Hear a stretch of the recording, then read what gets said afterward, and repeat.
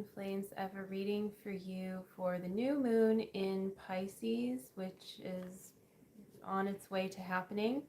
And it's a special new moon because Venus and Neptune are in Pisces, and that is going to add extra emphasis to your dreams, manifesting your dreams, to really paying attention to what you desire and not like worrying about the rest, and really focusing on those feelings that come up with anything that you have visualized or are right now.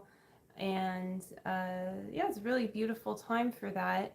And there's not a lot of like difficult aspects. So what that means is that you can go deeper with your feelings, but if there is difficult stuff coming up, then you might want to just really, do the mirror exercise, really love yourself.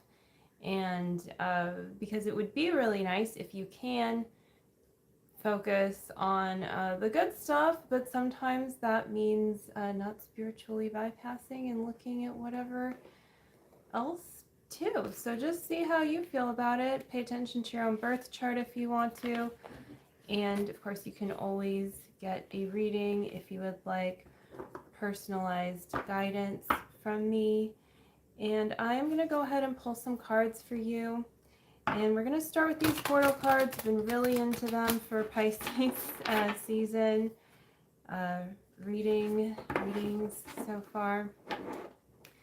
So let's see what is coming up. And this deck is the Oracle of Portals, just so you can see it right here, okay? And for this we have Celestial Realms. Very nice. Yeah, so I mean, it really is like about, focusing on your dreams, and really kind of reminds me of like a butterfly figure, being able to take flight with what you're really desiring right now in your life, and not like, just not letting the negative voices in your head have the power. So really paying attention to where that's still happening and rooting that out for yourself, and being really realistic with how you feel about your twin flame as well. Not always just being positive when you don't actually feel positive, but at the same time, your words that you say and things like that, even to yourself, or even that, your thoughts, they do matter. So you want to cultivate positivity, but not from a place of being superficial. So the next card is Magic. I pulled this card before for Pisces season, so no huge surprise that it's coming back up. And so yeah, extra emphasis on this magical, mystical energy for Pisces, and really utilizing it to help you manifest right now. So, like, what is magical about you? What have other people told you in the past or recently? What do you notice really helps you to draw and attract what you desire into your reality? And really, essentially, it is about loving yourself, but we're all created with unique gifts and ways that we really personally like to interact with the divine that are really helpful and essential to your life purpose, and how you desire to like serve and just to be in regards to with the divine, but also with like how it fits with everyone else, and paying attention to like what it is that really feels the most amazing to you. If you could do anything that you wanted to do, are you finding some way in your reality to do that right now? And even if you have been, maybe there's a place where you could go deeper with that, or a new place you've been wanting to explore. And so yeah, it's safe to do that. That's that magic, that alchemy, right? So let's pull a few cards from another deck. Just, keep this simple reading to give you just some ideas of what you can best do right now to really help you get the most out of this new moon. And keep in mind that Saturn, which only changes signs every like 3 years, not very often, is moving into Pisces on March 7th. And so that's like a big shift of energy too. So this is kind of precluding that in a way. And it's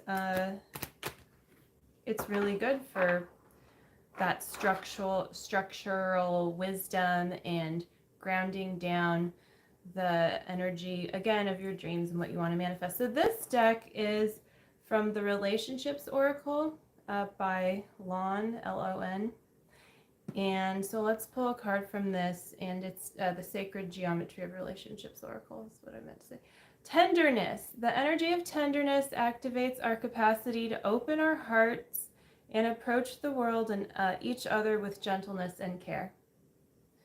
So yeah, it's just really inviting you to find that place within. And this is really a nice transition from Aquarius energy. Of course, we're always in some way experiencing all of these energies. They're not like so compartmentalized. But with emphasis on Pisces and away from Aquarius, Aquarius is a little bit less like of that, of being a part of the mix and having a little bit of impersonal view, even with the real like friendship that comes along with Aquarius and the freedom and the humanitarianism. It's a little more pulled back in some ways, and Pisces is really in the thick of it. It's really in the middle of it, and Pisces finds a way to still have boundaries at its best, while also being right where you want to be, not having to kind of step back, but being exactly where you want to be, but still being able to just be your full self. And so tenderness can help with that, and inviting yourself to be able to feel vulnerable with your feelings. And anyway, sometimes we just come along opportunities in our life when we decide on something, and that can be a really beautiful thing too. So pay attention to that if you're just given some opportunities to really experience a deeper level of what it means to you to not have to pull back and to just like be in the mix of where you want to be and go deeper with your comfort level there. And sometimes we make mistakes, or then our boundaries do get a little like stepped on, and while that's an uncomfortable feeling, it actually can be a great lesson too, because you can't like go any deeper if you're not willing to learn and make mistakes and get a little messy sometimes. So the next card is joy. So yeah, really I think what's going on here is like when you're open to this, you're going to experience more joy. And you're going to experience more joy in your twin flame union as well. And that goes for any stage that you consider yourself to be on for your twin flame union, because like, you're not waiting until you're like in the complete 5-8 magical D to experience joy. Like joy is right here, right now. And if it's not, then there's just a block to that. And sometimes going through really bad feelings is actually releasing them and experiencing joy there once again. When you let that happen, that upheaval, in a way that you can ground and not get swept away in the tide of whatever is upheaving, but let it go. So the energy of joy activates our feelings of happiness and well-being and supports a high vibrational frequency in our being. So yeah, just reading that, it makes me want to, just be with that feeling, that high frequency. And number 28 reminds me of about the time that people experience their Saturn return. And it varies, but yeah, so that's interesting. If you happen to be catching this and your Saturn is in Pisces, you're around that age, you might have just or will be experiencing, if it's in Pisces, you will be experiencing that stage. And so that level of allowing things to leave your reality, that you don't want is actually, yeah, it's really a joyful thing. And that doesn't just happen, of course, when you have your Saturn return, but it's just a reminder that it's okay to fully mature in certain areas and to not be afraid of just fully looking at your situation and where you want to go and how you can really be open to that happening. You know, you make it happen, but so does the divine, and doors will open for you when you are truly choosing joy and able to eliminate, you know, what you don't want from your reality. And then you won't attract it either, because people can't, like, they can try, you know, and yeah, sometimes people will try, you know, maybe you're still going through a lesson or who knows why, but if you're really choosing that, like, no one's really going to be able to take that away. And that's a really, really beautiful, powerful thing. And it's a very good asset for your twin flame journey. So, duality. The frequency of duality supports our ability to gracefully flow with everlasting movement among all opposites. This really looks, the yin yang sign looks a lot like the Pisces to fish. So, it's really about going with the flow and not letting these ideas of duality get in the way of that, and really eliminating separation from your good, from your consciousness. So eliminating separation from your twin flame too. And it's not your job to, like, try to paint a nice picture about something that you don't like about your twin flame necessarily, but you really can come to a place where you can resolve that within, and it does change the way that that picture looks, and you do paint your picture. So it's okay to move through that process of clearing away the problems that either you see or you feel or whatever for your twin flame union and your life purpose. And when I say twin flame union, I mean maybe you're experiencing it in other ways where you're wanting, you know, this sense of family, but your family, like, you don't know what to do, how to have a relationship with them, or your career, you don't know what to do about it. So it's really all one and the same thing when you're choosing the spiritual path, as long as you're not trying to keep your twin flame out of your spiritual journey, which I don't recommend that, especially if you're already aware of twin flames. Like, it just doesn't work. Like, you're created with, as this yin yang situation, like, you're created with a twin flame. So when you try to take that out of the equation, it's like you're trying to, like, balance without being able to, like, all you need to do is just admit you have a twin flame and work towards that. And that's it. I mean, it's really simple, and so it's a lot easier if you just release that resistance. Maybe you already have, you know, maybe I'm preaching to the choir, but yeah, it's just a good reminder. Maybe it's just time for that reminder and to go deeper with that, and to also, you know, have more confidence in your twin flame journey, because, like, maybe some people aren't choosing it or don't believe in it and stuff, but, like, you don't have to choose that for yourself and let your union get, like, trampled on. So that's how you do it. You just go with the flow of love. So the last deck I'm going to pull from is this Nature's Whispers Oracle, and this is by Angela Hartfield. And the card here is pause. So time to pause. It does have that Pisces feel, that dreamy feel, creativity, you know, maybe just, like, pause and let yourself gather the energy so that you can do the thing that you want to do. I know for me, sometimes, you know, you try to power along, but then you realize, like, really, if you just stop and give yourself what you're actually asking for, you have, like, 2, 3, 4 times as much energy to do the thing that you wanted to do to begin with. So pausing can actually be a very good asset to, you know, your, like, energy stores, and to helping you propel forward even more efficiently and fast. So sometimes it takes discipline just to pause, you know, and meditate.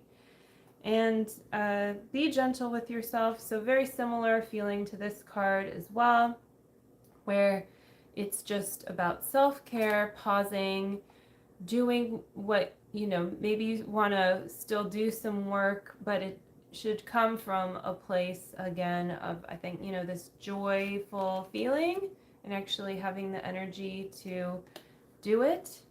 So just keep that in mind, and don't try to overdo it, because this manifesting bubble of the new moon is really about cultivating your dreams and stuff. And what do you need for dreaming well? Well, usually you need to actually be able to rest, and when you're too tired, sometimes it's actually harder to fully rest. So you want to give yourself that self-care where you can relax enough to rest and experience those dreams and visuals. And in your life too, doesn't just need to be literal dreaming, but that's gonna help you attune to those feelings and emotions that you are really cultivating for the good vibes of your twin flame union.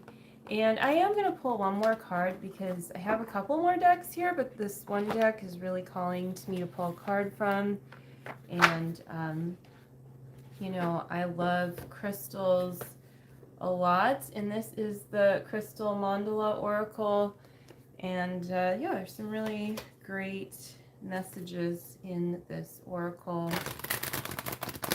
So, and that's by Alana Fairchild.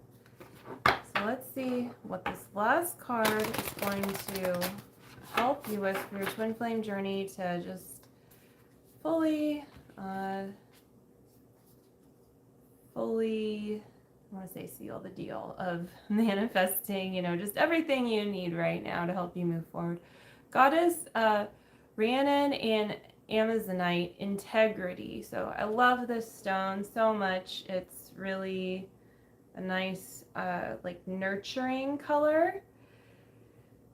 And so it's just about having integrity with whatever you do. You will feel so much better about yourself if you do whatever it is with integrity, even if it takes you 3 times as long to do it. Then and sometimes you don't maybe either have perfect integrity, or you didn't realize somewhere where you were not fully sensitive to someone's needs, or they're we all have to learn as we go to really compassion, right? And so you just want to move towards that, and it's really important, so having as much integrity, recognizing that you're a mature adult, you're not, hopefully you learned a lot of that, whatever you needed to learn about integrity already, or maybe you came into this world with almost perfect integrity, and you're just going to practice that and not get the other side, though. I guess the shadow side is not getting caught up in making it complicated, oh no, I can't drink water out of plastic bottles ever because that's bad for the environment. And maybe that's your thing, and if that really matters to you and you're really passionate about it, and I think we all should be, but you have to live your life, and you have to really work with where you're actually at and be realistic. Otherwise you might miss opportunities that are coming to you because you couldn't see the opportunity there. You just saw what was wrong, and you're working towards that heaven on earth. So you're thirsty, someone gives you a bottle of water and you turn it away, and then there's no water for you, is just an example of you just have to accept where you're at humbly, and work on eliminating the things that aren't in alignment from your reality for you and for everyone. And that is strengthening your twin flame union. And it might be more in the spiritual realms for you. It might be something more tangible that you are doing, or a combination of both. And so that's really it. Yeah. And look at where, really remind yourself too of that your dreams have integrity, your real true dreams and desires. and the ones about what you really want, like your wealth, abundance, love between you and your twin flame, those things are in integrity, and it's not bad to really desire a lot of abundance for yourself as long as it is really in alignment with your heart. And of course, it's the same thing with your twin flame union, wherever you're at with it. It's not bad to, with integrity, you know, really desire that love there, and to go deeper with that, cultivate more of it. And so it's safe, you know, to embrace your dreams. It's such a good time for that. So hope you do it. And just, yeah, like really, maybe you want to draw or do something creative for yourself, meditate, even just spend some time with that whole self-care energy, whatever that means for you. And that's going to help your energy levels kind of to overflow and to amplify those good feelings for you right now. So I hope you enjoyed this reading and that you have a beautiful time during this new moon, and I will catch you later. Bye.